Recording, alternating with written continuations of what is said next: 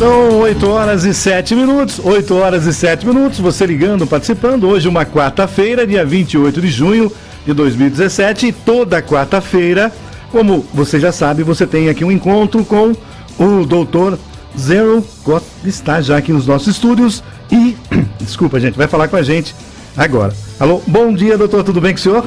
Bom dia Milton, mais um prazer enorme estar aqui com você e com seus ouvintes aqui. Muito obrigado, o senhor aí que vai falar aos nossos ouvintes hoje. Uma semana de muita festa junina, né? Tivemos aí o São João, vamos ter aí o São Pedro e muita coisa acontecendo no país, uma festa em todos os sentidos. E como é que foi essa semana para o senhor, doutor Zero Costa?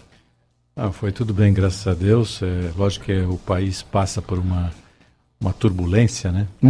Mas aí você lembrou a festa de São João, né? São João Batista. São João Batista. Deu pra pular a fogueira aí. Deu pra pular a fogueira. Você sabe que essa história da fogueira,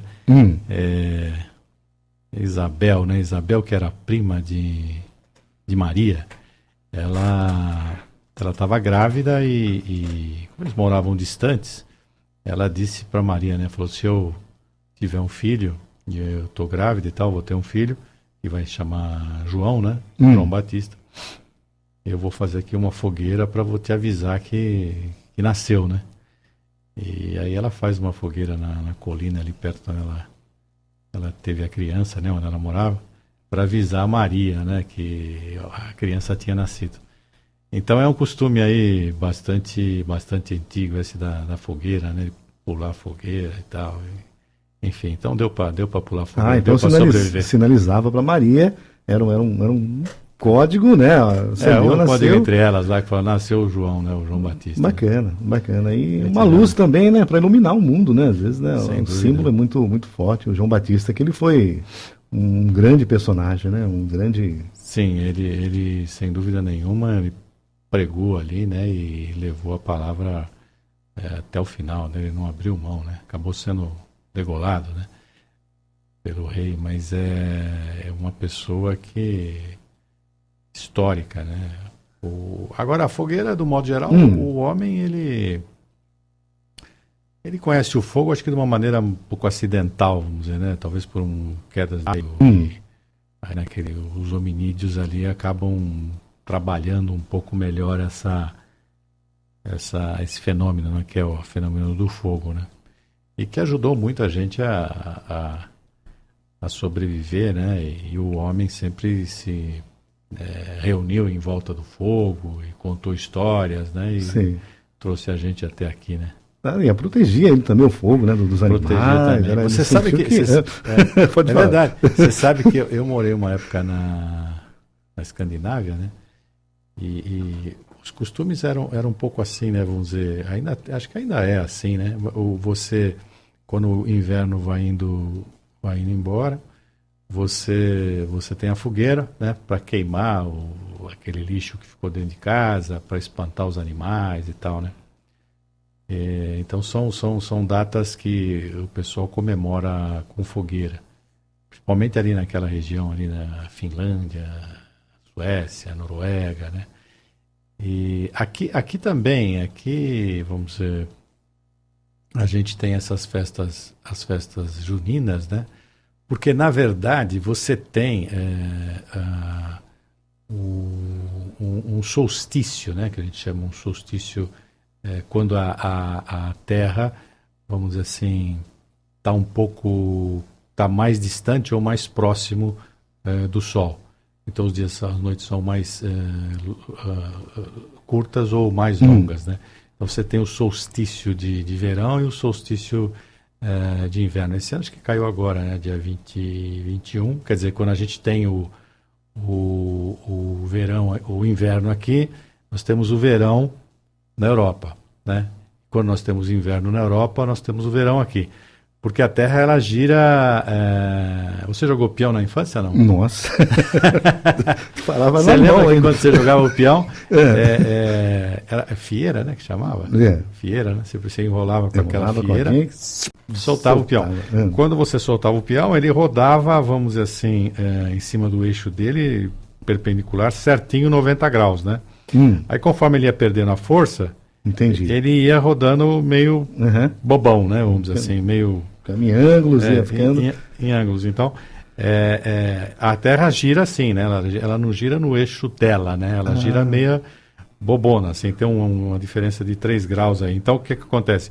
Quando uma parte dela, por exemplo, a parte do hemisfério norte, está mais próximo do Sol, o sul está mais longe do Sol. Então, você tem o inverno no sul e o verão no norte. Quando ela está girando ao contrário, você tem o verão no sul e o inverno no norte. Você sabe que até eu comentando, eu morei uma época lá, e aí quando você ia muito ali para o norte, Skultuna, que era uma cidade já ao norte lá da Suécia e tal, quando você tem esse solstício, o que acontecia? Você tinha o sol da meia-noite. Então, por exemplo, como o sol incidia, por exemplo, quase que 90 graus ali perto do Polo Norte, a Terra podia girar que você não tinha a noite, né? Porque ele estava tão próximo.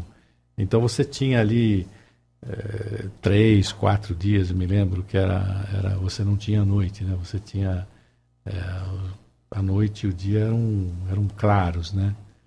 Mas isso é... Interessante. Vamos ao nosso... Os nossos ouvintes... Tá lá, e essa frase é forte, sol da meia-noite, né? A gente fica... Eu fiquei imaginando, né? Porque porque quando a inclinação da Terra está, por exemplo, o Polo Norte está mais inclinado para o Sol, e aí o Sol incide nela a 390 graus, vamos dizer assim, né?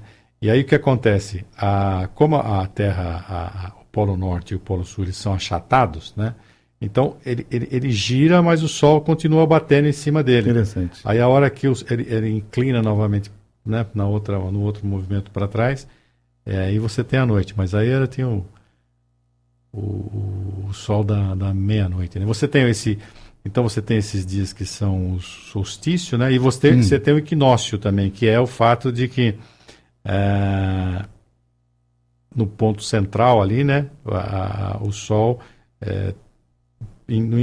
a Terra está girando como se ele estivesse girando no próprio eixo do peão, então ele bate o Sol exatamente no ponto central ali, né? Então você tem uma diferença entre o dia e o verão e o inverno ali no equinócio, né?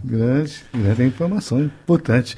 Bom, doutor, a gente vai falar hoje, então, da diminuição de custo, mas depois, antes de sair, eu gostaria, o senhor citou aqui na coluna do senhor, no último domingo, uma personagem muito importante para o nosso Brasil, a Leila Diniz, tá? Então a gente vai deixar a Leila Diniz para o senhor comentar no final para a gente, certo. Que eu achei muito interessante essa matéria, ela estava bem à frente do nosso tempo, e também eu acho que o empresário, o líder, o gestor, ele tem que estar à frente do tempo dele. Então, olha, chegando aqui o seguinte, hoje vamos falar de diminuição de custo, já que todos estão aí segurando um pouco o recurso, né? O senhor colocou aqui pouco, mas nós está segurando tudo, viu?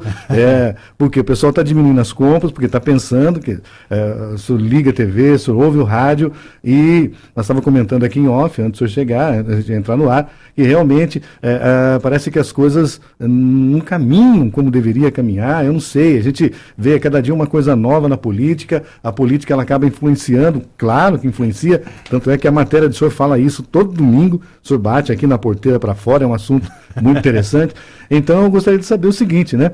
Diminuição de custo, já que todos estão segurando aí os recursos, como é que é isso, segurar o recurso? Vamos dizer, Milton, vamos lá. Se a gente não consegue vender, né? Vamos dizer, se está difícil vender, a outra parte da equação é você tentar diminuir custos, né? É lógico que você fala, bom, ninguém consegue vender. Não, consegue. Agora, você desprende um esforço tão grande para vender que às vezes não compensa você investir tudo aquilo, né? Então você vai na outra parte da equação, que seria a diminuição de custo. Agora, para você diminuir custos, você tem que, vamos dizer, entender o que são realmente os custos, né? E o custo, vamos dizer assim, é todo aquele recurso que entra na produção de um produto ou assim, na execução de um serviço que você está destinando para venda. Então, deixa eu ver se eu entendi. Então eu tenho uma fábrica de sapatos, energia elétrica é um custo, então? Então, sim e não. Eu vou te explicar o seguinte. Vamos supor, você tem lá a sua fábrica de sapato. Você tem lá na recepção uma menina que está trabalhando, uma recepcionista, né? E ela está em cima da mesa dela com as luminárias acesas e tal. Essa conta de energia elétrica, né, de luz que você chamou, ela não é um custo, ela é uma despesa, né? Porque se você apagar a luz da mesa dela, muito provavelmente, ou com certeza, não vai acarretar em nada na produção do seu sapato. Agora, se você for lá na linha de produção e desligar a energia elétrica, provavelmente você vai parar alguns motores e tal, parar algum negócio. E aquela energia elétrica que foi, vamos dizer assim, direcionada ou está sendo utilizada para a fabricação do sapato, essa energia é um custo. Tá certo. Então o senhor faz a sugestão de que o empresário deva separar aí essa conta? Vamos dizer assim, não é um bicho de sete cabeças, vamos dizer, até as companhias, as concessionárias de energia elétrica, distribuidoras, por exemplo, né, aqui na região, CPFL e tal, eles até sabem, pelo porte da sua empresa, né, o número de funcionários, tipo de atividade, mais ou menos quanto você realmente gasta dessa conta, consome dessa conta de energia na produção e quanto você consome com outras atividades que não estão ligadas diretamente à produção. E por que o empresário, então, ele iria atrás aí dessa separação? De contas? Porque, assim, se você... É simples, ele consegue recuperar o ICMS cobrado na conta de energia elétrica, né? Então, vamos dizer, essa é uma maneira dele diminuir custos. Então, ele apresenta, por exemplo, para a companhia de energia, quanto que ele está gastando na produção e quanto ele está gastando em outras atividades que não estão ligadas diretamente à produção, e você, protegido por lei, você retira daquela conta de energia o ICMS. Ou seja, você tem aí um fator, de repente, dependendo, lógico, de quanto você consome, né, pode ser um valor significativo. Tá certo. Então, o empresário deve ter aí as suas despesas separadas dos seus custos. Então, as despesas, como falei, energia, né? A despesa com energia de um lado e o custo com energia do outro lado. Ele pode contratar, por exemplo, um especialista e falar, bom, dá uma olhada aqui na minha conta, né?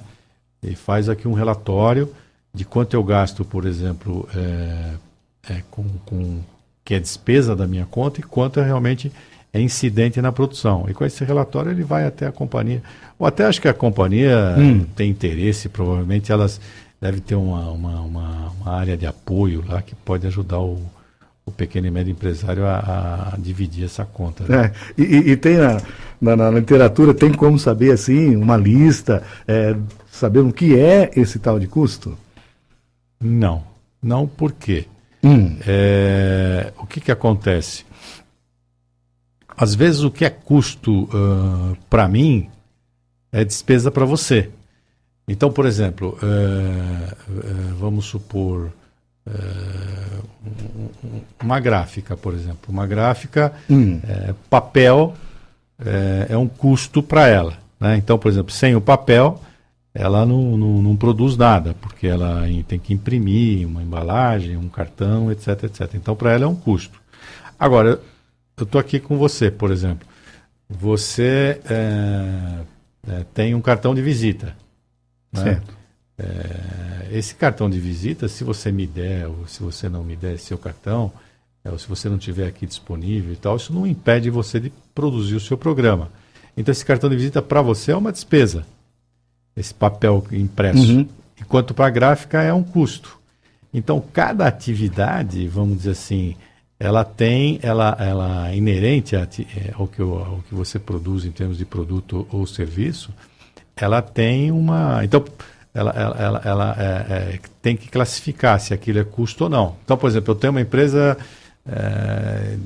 vem aqui fazer manutenção na sua telefonia. Então, eu preciso de um veículo para vir aqui. Né? Então, pode ser que esse veículo, para me deslocar, é um custo. Né? Sem esse veículo, eu não consigo chegar. Mas eu, por exemplo, eu vou trabalhar num escritório de advocacia. O veículo é um luxo, é uma despesa, né?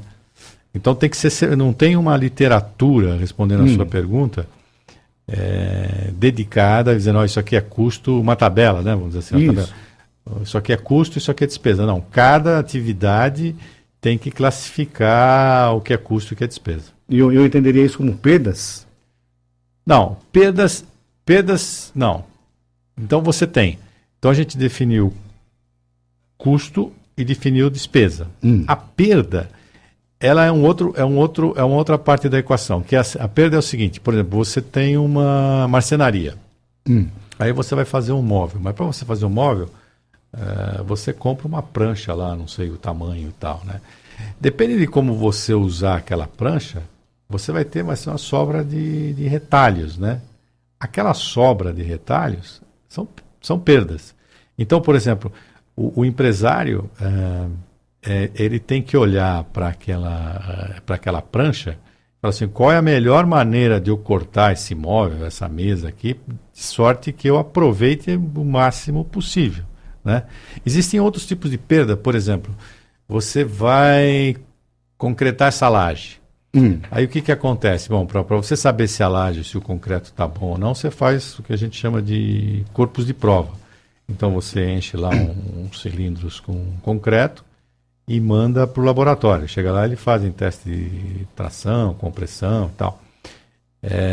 Obviamente que você perdeu aquele concreto, aquele cimento, areia, aquele agregado e tal.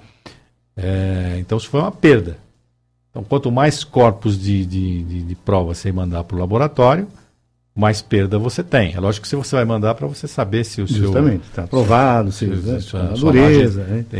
Então, na verdade, a gente montou aqui a equação dos gastos. Então, o gasto que o empresário tem é o custo, que é o custo da produção que a gente falou, certo, mais a despesa que não está diretamente ligada à produção e mais a perda. Então ele tem essas três variáveis para olhar. Quando ele fala, eu preciso diminuir custos e tal, é um pouco genérico. Pode ser que ele não precise diminuir custos, pode ser que ele precise diminuir despesa. Pode ser que ele precise diminuir perda, né? Entendi. Então, assim, ele tem que primeiro classificar essas três variáveis, que somadas dá o gasto dele. E aí, mais do que classificar, né? Ele tem que fazer um acompanhamento disso. Então, por exemplo, mês passado eu gastei tanto de energia. Esse mês eu gastei tanto. Né? Onde eu estou gastando? Estou gastando na produção porque eu estou produzindo mais. Muito bem. Não, eu estou gastando lá na recepção porque o pessoal sai para almoçar, não apaga a luz, o galpão fica aceso, não sei... Um aparelho desregulado, alguma coisa. Um aparelho desregulado, uma corrente de fuga, etc, etc. Então, ele primeiro classificando o gasto em custo, despesa e perda, ele já começa a ter uma visão um pouco melhor daquilo onde é que ele está pondo os ovos dele. Entendi. E aí, se ele acompanha aquilo, por exemplo, de um mês para o outro, ele já fala, bom, isso aqui está evoluindo, né? Ou isso aqui está involuindo, né? Não sei. E aí ele pode falar, poxa, eu posso pôr o dedo aqui, né? Isso que seria a liderança, o gerenciamento do custo. Então, o senhor coloca aqui como os custos são um bloco desta equação. Seria um... É isso aí, perfeito. Então, por exemplo, o custo, ele é um bloco da equação dos gastos. Então, como nós falamos, gastos igual a custos mais despesas mais perda. Então, o custo é muito importante, né? Vamos dizer, tem gente até que fala, né? Custo é como unha, a gente tem que cortar o tempo todo, né? Mas eu até não concordo muito com essa frase, a gente pode discutir depois aí numa outra oportunidade, porque tem custos que você tem que inaugurar, né? Por exemplo, você vai ampliar aqui o seu estúdio para ficar melhor e tal, então você vai aumentar aqui seu investimento. Bom, mas você perguntou se era um bloco, né, da equação. Sim, o custo é um bloco. E você pode também dividir o custo em dois tipos de custo. Você pode dividir um custo em custo estratégico e um custo, vamos dizer assim, não estratégico. que eu chamo de um custo não estratégico? O custo não estratégico é aquele custo que você tem aqui, por exemplo, para operar, para rodar, para tocar o seu negócio e tal. Agora, você tem um custo estratégico, é o seguinte, olha, se eu investir mais nessa, como é que chama essa sua mesa aqui? A mesa de som? Isso. Né? Essa mesa de som. Se eu investir mais nessa mesa de som, se eu vamos dizer assim, modernizá-la e tal, isso vai ser estratégico para a empresa, porque a mesa vai me dar um som mais apurado, não sei, não entendo desse. Né? Então você pode pegar o custo e dividir em duas vertentes. O que é estratégico, por exemplo, você fala, bom, trocar a mesa de som para mim é estratégico, porque a rádio chega a 110, né, 115 quilômetros daqui. Isso, 110 né? quilômetros. Mas ela vai chegar com um som mais puro, né? Entendi. Mas mesmo você não trocando aqui, não investindo nesse custo estratégico, você tem a sua mesa de som e ela vai chegar, né? Entendi. Vai ou não investir? É lógico que, por exemplo, que nem a gente estava falando no início, numa situação como está o Brasil, as pessoas não investem no custo estratégico, né? Ou seja, não troca a máquina, não moderniza, né? E etc. Vai ficando atrasado, né? Principalmente em relação a outros países, as outras tecnologias, né? Então a gente não percebe, mas quando você vai chegar lá na frente, você vai falar, bom, o americano está, né, mandando o cara pisar na lua e você não sabe fazer um foguete, tá certo? Então você vai criando esse gap, esse hiato, esse fosso entre nós e eles, né? Então, é isso. O custo, mesmo fazendo parte da equação dos gastos, o que a gente falou, né, sendo repetitivo, gasto igual a custo mais despesa mais perda, o custo você também pode dividir numa planilha na sua empresa, o que é estratégico, o que é não estratégico, né? Então, o não estratégico pode ser o seu... Aí você divide o que você acha que... Né? A gente falou que depende, né? Custo depende, varia de empresa para empresa. Então isso é uma estratégia de prioridade. Prioridade, né? O que é prioridade. Mas hoje tudo é prioridade, né? É difícil, né? Você falar o que não é prioridade, né? Mas vamos dizer assim, você tem que analisar uma série de itens. A gente pode por exemplo, você tem lá um funcionário de informática, é prioridade, Eu preciso ter esse funcionário ou eu posso terceirizar? Entendeu? Com isso eu vou diminuir esse meu custo de manutenção, né? Entendi. Então, cada item você tem que, vamos dizer, analisar com carinho aí. Tá certo. Bom, doutor, aqui, olha, tem aqui uma que fala sobre banco de horas, mas como já estamos 8h30, eu vou pedir para o senhor, banco de horas, o senhor fale na próxima quarta-feira, e que hoje eu gostaria que o senhor falasse um pouco da Leila Diniz, porque eu li essa matéria interessante. Da Leila Diniz. E também o senhor citou que quando o senhor estava aí na faculdade, fazendo engenharia, sim. Vocês tiveram uma palestra, na época então o ministro, ele já falava da Petrobras. Achei interessante esses dois itens que me chamou a atenção nessa matéria do senhor. A gente começou a escrever aqui nessa coluna do Tribuna Liberal, né? E aí pegamos um viés de escrever da porteira para fora, que seriam, vamos supor, assuntos. Por que da porteira? Da porteira da fábrica, da porteira do escritório para fora, né? Assuntos que eventualmente influenciam no dia a dia do empresário, e que ele não tem muito controle, né? Que são as variáveis que independem da vontade dele. Então, o empresário, ele controla algumas variáveis, mas umas são dependentes dele, então ele levanta cedo, vai lá e tal, e tenta diminuir custo, e mexe na despesa, na perda e tal, e consegue otimizar. Mas tem coisa que não depende dele. Então, sei lá, o Temer está lá num fogo cruzado, danado, tá certo? E o Janot splitou, né, dividiu as ações contra ele em vários blocos, quer dizer, está se defendendo de uma, daqui a pouco, a semana que vem da outra, e com isso o Brasil vai ficando prostrado, né, vai paralisando, né? Isso independe do empresário, né? Vamos supor, ele está lá na fábrica dele, lá na loja dele, o que ele tem a ver com isso, né? Então, a gente acabou criando acabamos escrevendo isso aqui, e saiu uma série, né? E nós já está no artigo 4 aqui, não termina, né? do Tribuna. Mas ali nesse último domingo, eu comentei sobre a Leila, por quê? Porque ela era da minha época, era um símbolo sexual da minha época. Os mais jovens aí não vão entender isso, né? Mas o que aconteceu? A Leila, ela era uma mulher que estava muito à frente do seu tempo, né? Então ela teve uma das atitudes dela que foi ir à praia de Ipanema, né? De biquíni, né? Um período de gestação bastante adiantado, né? Então aquilo para a época foi o suprassumo do bagaço da cana, né? Imagina, né? E ela foi de biquíni, né? Hoje o pessoal chama de cordão de cheiro, não sei, alguma coisa assim. Biquíni seria uma coisa muito grande, né?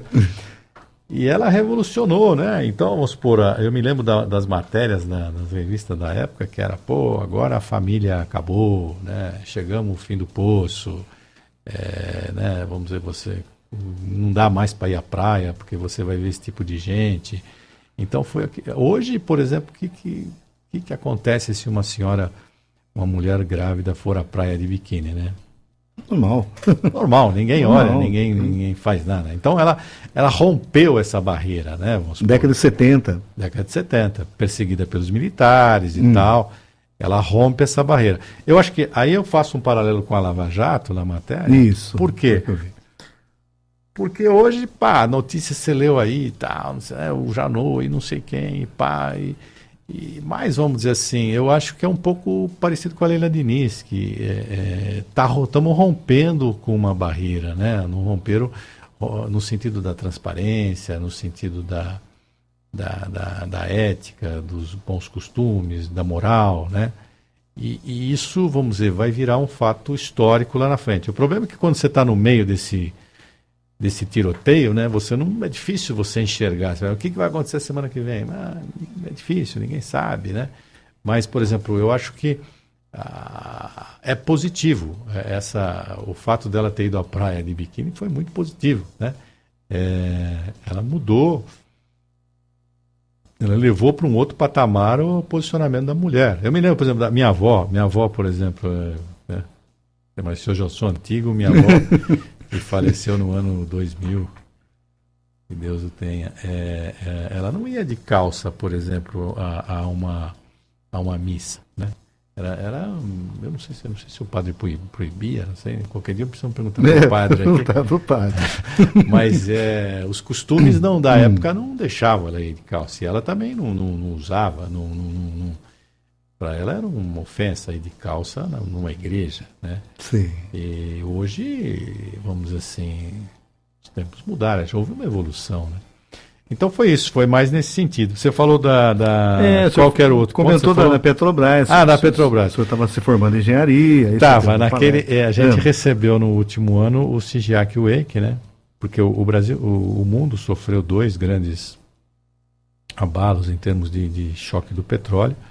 O Brasil, também como outros países, não estavam preparados para aquele aumento de preço, né? O SIGIAC foi na faculdade aquele ano e falou, olha, eu tenho uma triste notícia para vocês, né? Eu fazia engenharia elétrica e ele falou,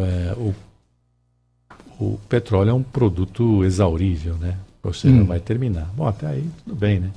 Mas vai terminar em 20 anos, né? Então, se foi em 78, 88, 98, tinha que ter acabado, né? Porque nós estamos em 2017, 18, vamos chamar assim. E tem muito petróleo pela frente. Quer dizer, inclusive as técnicas de poços que foram abandonados naqueles anos, né? Hoje o pessoal volta com técnicas mais modernas, né? E consegue extrair petróleo daquilo. Quer dizer, há muito erro, né? Vamos dizer, na nossa política. E a ideia dessa série é pegar os erros que a gente fez no passado e comparar um pouco com 2017. E aí eu vou te deixar uma missão. De 2018 eu vou querer escutar a opinião do ouvinte aqui. O que vai acontecer? O que vai acontecer? Inclusive hoje a mensagem que a gente recebeu aqui fala sobre isso. Tá? O Augusto Cury, ele escreveu o seguinte: o passado é uma cortina de vidro Felizes os que observam o passado para poder caminhar no futuro. Então tá a bom. Leila Diniz está dentro desse espelho. Tá certo. Tá certo. Doutor, muito obrigado pela participação do senhor mais uma vez, batendo papo com os nossos ouvintes. E quarta-feira, se Deus quiser, estaremos juntos de novo aqui com mais um bate-papo. Muito obrigado, viu? Eu que agradeço. Uma boa semana para você e para os seus ouvintes.